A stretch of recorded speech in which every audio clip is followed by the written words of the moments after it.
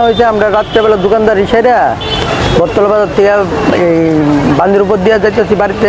আমার বন্ধু আমার বন্ধু আমার নন্দন বিশ্বাস ওর নাম।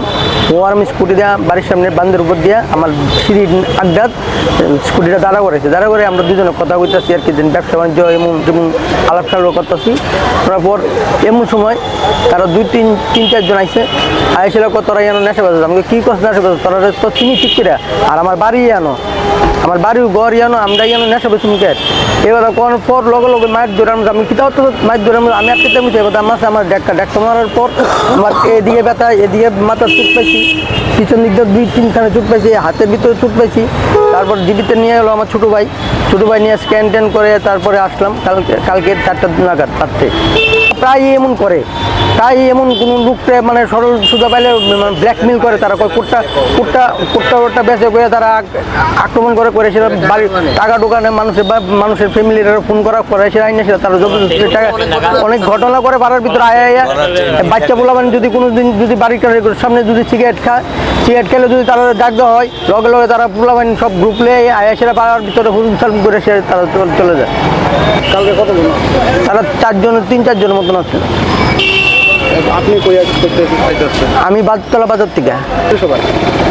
তারা 10 ঘাট, আমার বাড়ি জনগর বিকেলেন দশমী আড্ডা, তার বাড়ির 10 ঘাট।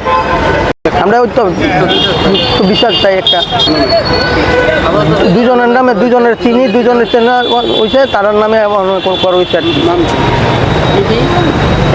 টিভি নাই, একটা নাম হইতেছে